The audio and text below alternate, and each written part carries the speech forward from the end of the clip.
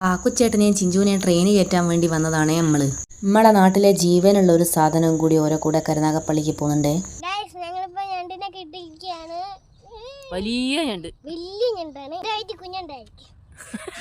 ഇതാട്ടോ ഞാൻ പറഞ്ഞേ കരുനാഗപ്പള്ളിക്ക് ഓരോ കൂടെ പോകുന്ന വേറൊരാളെ പറ്റി, നമ്മളെ ഞണ്ടുകുട്ടൻ.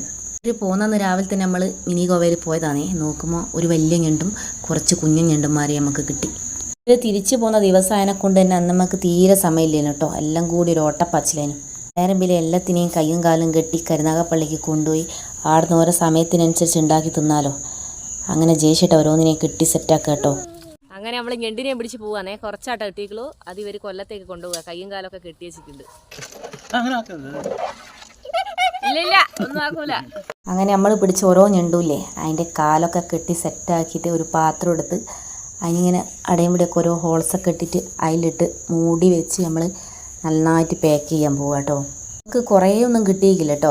ഒരു വലിയ ഞണ്ടുണ്ടേനും പിന്നെ കുറച്ച് ചെറിയ ചെറിയ ഞണ്ടും അത്രേനും കേട്ടോ അന്ന് നമുക്ക് കിട്ടിയിട്ടുള്ളൂ. ഞണ്ട് ബാഗിൽ നിന്ന് ചാടി പോകാണ്ടൊക്കെ നമ്മൾ ഒന്നുകൂടി അതിനെ പിന്നെയും കവർ ചെയ്തിട്ടോ. മാവേലി എക്സ്പ്രസ്സിനായിരുന്നു കേട്ടോ ഇവർ ബുക്ക് ചെയ്ത്. അതുകൊണ്ട് തന്നെ ആ സമയമാകുമ്പോഴത്തേക്ക് നമ്മൾ സ്റ്റേഷനിലെത്തി. അടത്തി നോക്കുമ്പോൾ നമ്മളെ കണ്ണനട ഓൻ ആലപ്പുഴക്കാനും കേട്ടോ. ട്രെയിന് വന്ന് അതിൽ കയറുന്നവരെ അമ്പൂര് മോൾ ഇങ്ങനെ ഇങ്ങളും കൂടെ വാ എന്നിങ്ങനെ പറഞ്ഞുകൊണ്ടേ ഇരിക്കുന്നുണ്ട് കേട്ടോ. ഇനിയിപ്പോൾ ഇവർ 2 വർഷം കഴിഞ്ഞിട്ടാട്ടോ പാക്കുച്ചേട്ടൻ ഗൾഫിൽ നിന്ന് ലീവിന് വരുന്ന സമയത്ത്. അമ്പൂര് മോള് നമുക്ക് നിറച്ച് ഉമ്മയും ടാറ്റയും ഒക്കെ തന്ന് അങ്ങനെ എല്ലാവരും കൂടി ആ ട്രെയിനിൽ കയറിപ്പോയിട്ടോ. ഞാനും ജയശേട്ടനും തിരിച്ച് നമ്മളെ പയ്യോളിക്ക് പോന്നു.